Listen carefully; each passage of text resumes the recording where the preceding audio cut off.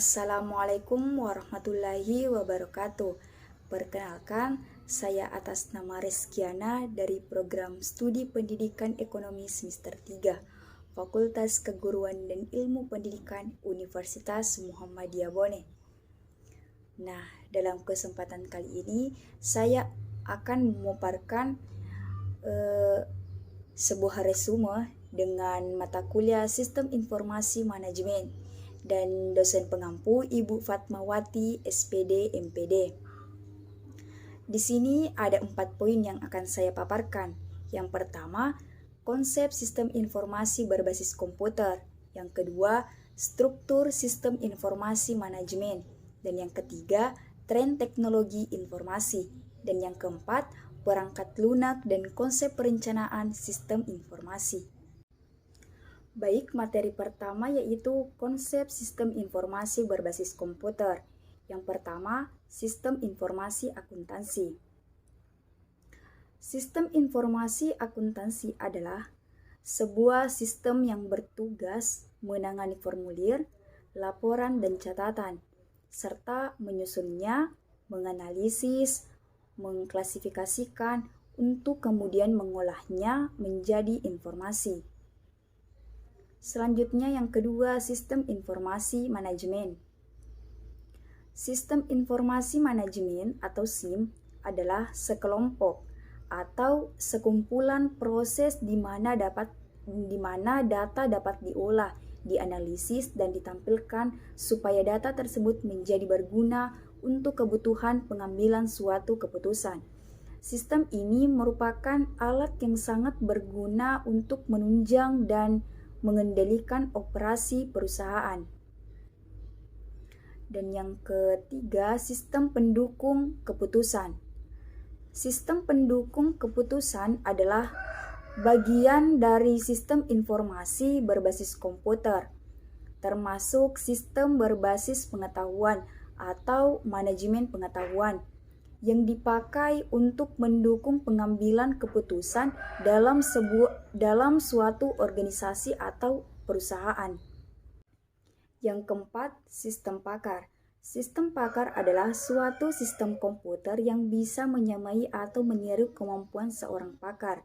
Pakar yang dimaksud di sini ialah orang yang mempunyai keahlian khusus yang dapat menyelesaikan masalah yang tidak dapat diselesaikan oleh orang awam. Dan yang kelima, otomatisasi kantor. Otomatisasi perkantoran adalah semua sistem informasi formal dan informal, terutama yang berkaitan dengan komunikasi informasi kepada dan dari orang uang berbeda di dalam maupun di luar. Contohnya mengirim surat, menggunakan email, mengetik surat, menggunakan komputer, dan lain sebagainya. Secara teknik, pelaksanaan SIM berbasis komputer meliputi 4 tahapan, yaitu yang pertama, input. Perkakas input berfungsi menyediakan data mentah ke komputer sistem. Dan yang kedua, pengolahan. Data yang telah diinput kemudian diolah atau diproses oleh CPU sesuai dengan instruksi-instruksi yang diberikan oleh perangkat lunaknya. Dan yang ketiga, penyimpanan. Pada saat komputer menjalankan fungsinya, ia mengalirkan dan menyimpan data dalam ruang elektronik yang disebut memori. Dan yang keempat, output. Setelah informasi diperoleh, informasi tersebut diberikan kepada perangkat output. Baik, selanjutnya struktur sistem informasi manajemen. Yang pertama, apa itu sistem informasi manajemen dan struktur SIM? Sistem informasi manajemen atau SIM adalah sistem perencanaan bagian dari pengendalian internal suatu bisnis yang meliputi pemanfaatan manusia, dokumen, teknologi, dan prosedur oleh akuntansi manajemen untuk memecahkan masalah bisnis seperti biaya produk, layanan, atau suatu strategi bisnis. Dan yang kedua, komponen-komponen sistem informasi manajemen. Komponen sistem informasi manajemen adalah semua elemen-elemen yang membentuk sebuah sistem informasi. Komponen dalam sistem informasi manajemen umumnya terbagi menjadi dua bagian. Yang pertama, komponen sistem informasi manajemen fungsional, yaitu sistem administrasi dan operasional, sistem pelaporan manajemen, sistem database, sistem pencarian, dan manajemen laba. Kemudian yang kedua, komponen sistem informasi manajemen fisik. Komponen-komponen sistem informasi manajemen secara fisik diantaranya adalah perangkat keras, perangkat lunak, database, prosedur, personel, dan jaringan data. Baik, pada materi ketiga yaitu tren teknologi informasi. Yang pertama, manfaat artikel intelligence. Artikel intelligence mampu bekerja dengan tingkat akurasi yang tinggi dan konsisten. Artikel intelligence juga dapat mempelajari data dengan jumlah yang banyak untuk memberikan keputusan yang terbaik. Oleh sebab itu, penggunaannya bisa mengambil tindakan dalam rangka meminimalisir resiko kerugian. Selanjutnya, fungsi teknologi informasi dalam kemajuan usaha. Berikut beberapa manfaat penting teknologi informasi dalam bidang usaha. Yang pertama, mengurangi biaya produksi dan operasional.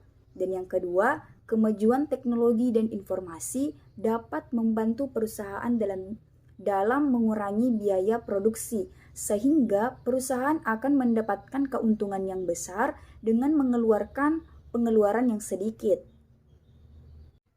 Baik, selanjutnya yaitu pada materi keempat, perangkat lunak dan konsep perencanaan sistem informasi. Yang pertama, apa sih itu software? Perangkat lunak atau peranti lunak adalah istilah khusus untuk data yang diformat dan disimpan secara digital, termasuk program komputer, dokumentasinya, dan berbagai informasi yang bisa dibaca dan ditulis oleh komputer. Dengan kata lain, bagian sistem komputer yang tidak berwujud. Selanjutnya, fungsi software secara umum. Yang pertama, fungsi dasar software adalah untuk mendeteksi perangkat hardware di komputer untuk mengatur perangkat hardware agar bisa bekerja dengan baik. Dan yang kedua, fungsi software berikutnya adalah untuk media penghubung software lain dengan hardware di dalam komputer. Dan yang ketiga, bukan hanya itu, software juga berfungsi untuk mengidentifikasi program dan menerjemahkan software dengan bahasa khusus supaya bisa bekerja sama dengan baik. Selanjutnya, jenis-jenis software. Yang pertama, sistem operasi di dalam komputer. Keberadaannya sangat penting karena tanpa perangkat ini komputer tidak bisa dijalankan. Ini jenis software terkompleks dengan banyaknya fungsi.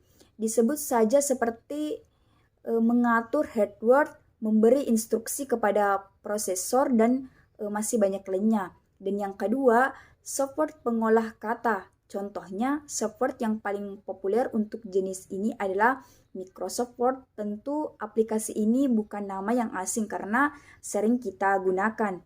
Aplikasi ini dikeluarkan oleh Microsoft Corporation yang bisa sepaket dengan Excel, PowerPoint, dan sebagainya. Dan yang ketiga, software pengolah angka. Software ini sering dipakai untuk mengerjakan dan melakukan perhitungan dengan angka-angka di dalamnya. Software ini bisa menemukan jawaban atas semua rumus penjumlahan, pembagian, perkalian, dan juga pengurangan yang diperlukan penggunaannya. Dan yang keempat, software antivirus. Komputer ini kerap dikenali dengan nama virus protection software. Aplikasi ini tugasnya untuk mendeteksi dan juga menghapus virus yang masuk ke dalam sistem komputer. Software ini menentukan apakah sistem ada virusnya atau tidak.